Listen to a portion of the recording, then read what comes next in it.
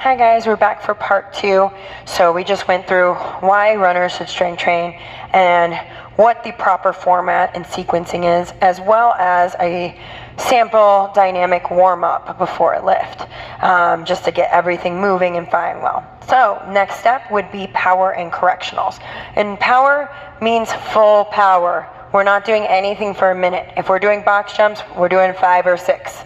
We're not doing a minute of box jumps. That moves from the power phase to muscular endurance. And you're not going to be firing all of your muscles as quickly or completely as possible, which is what we're going for. So when we jump, we want to do full power. We're not just doing these baby jumps. So that being said, you want to do what's good for you. And there's always a modification, regression, or progression for every exercise. This is just a sample option and a really good workout for runners. But again, reach out to me if you need help. It's renee@rechargesport.com or info@rechargesport.com. And there's lots of options out there to get on your way better. Or join us for class. Sorry about that microphone error there.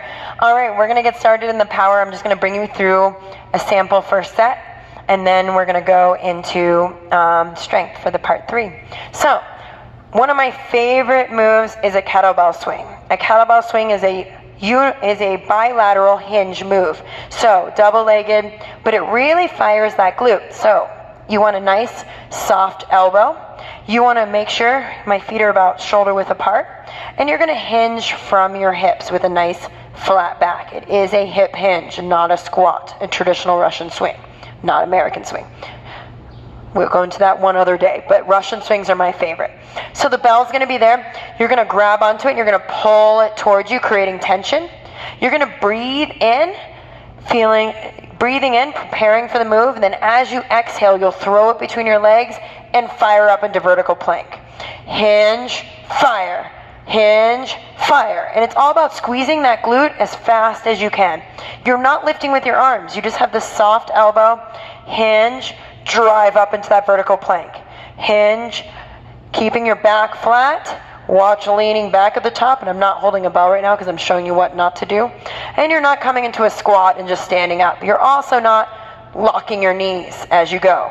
I've seen that before. They just lock their knees out. You do not want to lock your knees. You want this to be from the hip back, squeezing that glute forward. And you want that full glute squeeze, and your core should stop you. So again, you're getting that nice core and glute relation because they should work together and be friends. So hinge, fire. Do you see my knees? They stay pretty much over my ankles the whole time. I'm not locking them out. I'm focusing on the glute, keeping that perfect position. And I always like to feel that move before I get started and feel a little stretch here. Then you fire up and your core stops you. I'm going to show you with a very light kettlebell for me because I'm just demoing. But normally I like heavier for this, the better. Usually people do worse form with a lighter weight because they can get away with using their arms or not hinging. But for demo purposes, this will be fine. So you're going to hinge, shoulders back. You're going to pull your lats. You're going to tilt it up away from you, and you're going to pull it towards you a little bit till you feel that tension in your body. Then you're going to breathe in, throw it between your legs, fire up, hinge, fire, hinge, fire. Keeping that neutral spine, not bringing your chin to your chest. Squeeze your glutes, hinge, fire, hinge, fire. Keeping that core tight. You want to hold vertical plank as long as you can. Then you want to fire that glute forward as fast as you can once you hit your end range. When you're done, you bring it between your legs and straight to the ground, just the way you picked it up with the flat back. You're not done till that bell hits the ground. I've seen too many people get injured on their last one. They go, oh, I'm done, but it's still swinging, and then they put it down from really far away from them, and oh, look, they just hurt their back.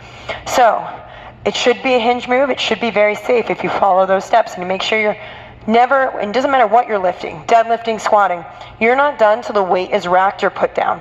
So don't lose your focus. It's like finishing a race and at the end celebrating the last 100 and getting past.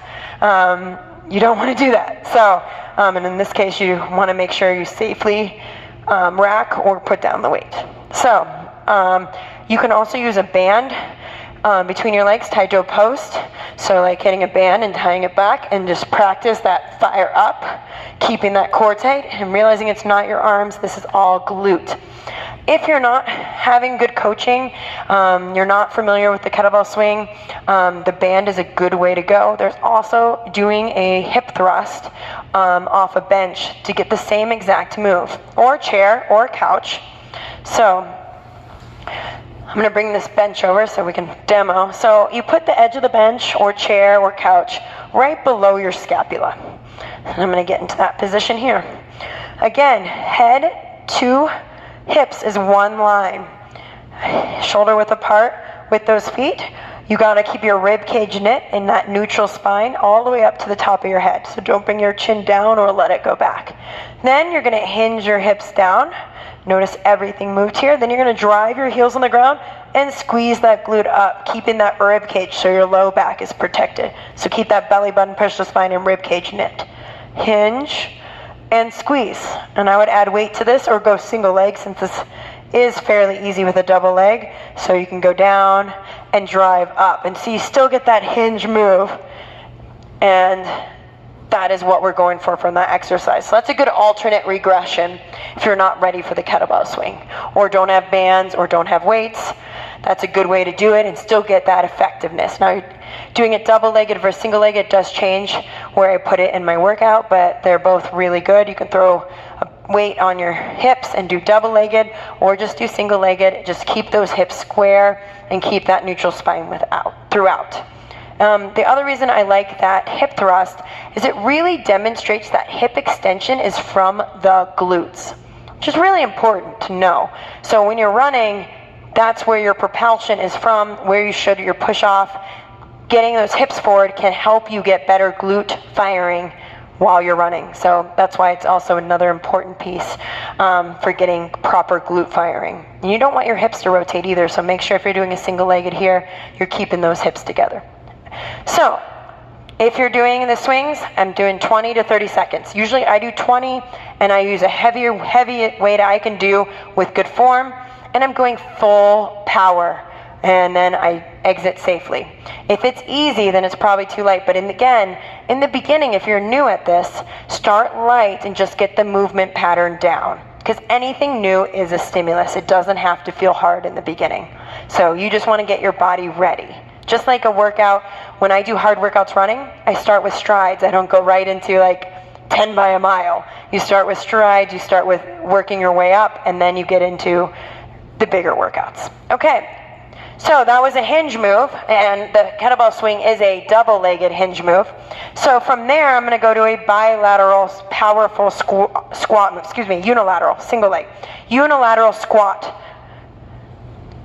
So, single-legged squat, to jump, to lateral jump is one of my favorite power moves from a unilateral.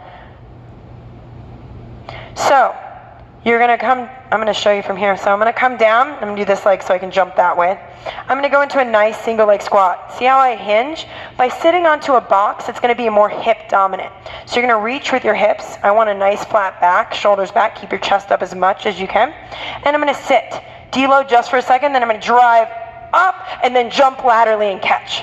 And catch better than that, actually. You want to try and stick it. So, again, core tight. You're going to sink into that single leg squat. You're going to drive up, push laterally, and catch. So, catching with that glute. So when you catch, I don't want a straight-legged. See how that was pressure on my knee? So when I jump laterally and catch, oops, I jumped a little too little for too much power. So I'm going to jump and catch. So do you see how my glute caught that? I'm going to jump it one more time.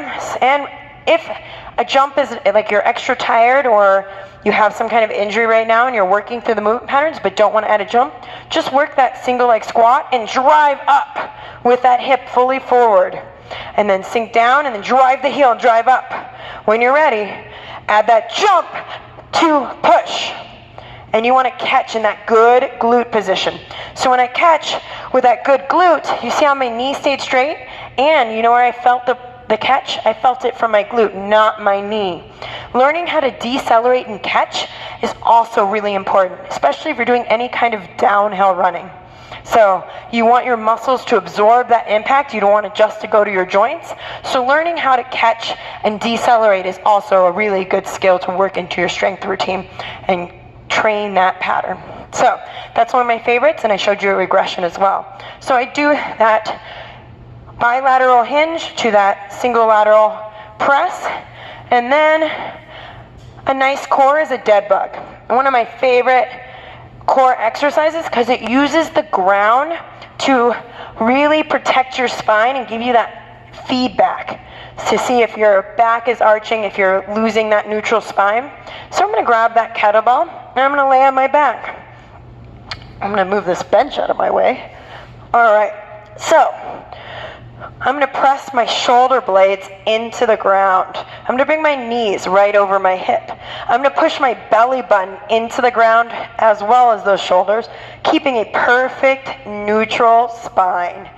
And even having my knees bent like this puts my pelvis in the right position. So be careful of that pelvis shift throughout the move as well. Press your shoulder blades, push your belly button. And then I'm going to exhale and straighten a leg, keeping it floated. From here, as a runner, I really like a glute squeeze. And again, I'm still keeping my belly button pushed on the ground, and then I bring it back up. Exhale as you go down, keeping that belly button pressed on the ground. Squeeze that glute, inhale back up.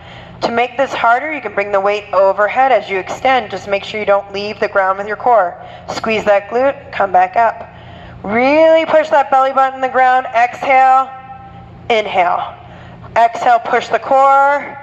Inhale, come back. Really push that belly button into the ground. Squeeze that glute real quick. Come back up. Don't rush it. Exhale, really push. Squeeze. Inhale back. Exhale, really push that belly button. Squeeze the glute. Come back up. Exhale, really time that breath. Getting that connection of that glute and core. And don't rush it. We're not trying to hammer our core right now. We're trying to really get that positioning and that connection in our body as a correctional exercise. Really push that belly button, squeeze, and back. That is one of my favorite moves. Again, you don't have to extend the weight. You could also keep your legs bent and take that glute part out, especially if you have any low back leaving the ground. You can just take the weight away, put your palms onto the ground, push your shoulders, push your belly button, and then just exhale, inhale. Exhale, and as I exhale, I'm pushing that core. So there's always a way to make it a little bit different, firing it up more, or taking it back to its fundamentals, because once you know the purpose of the exercise and the purpose of the move and why you put it in there, you can get so much more out of it. Who's been watching Michael Jordan recently?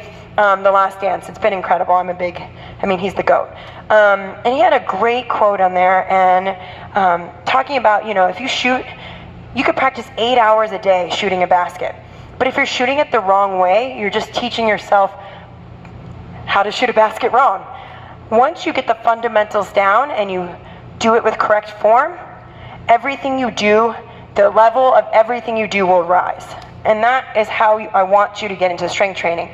Not to just get it done, but what's the purpose and how can I get the most out of this?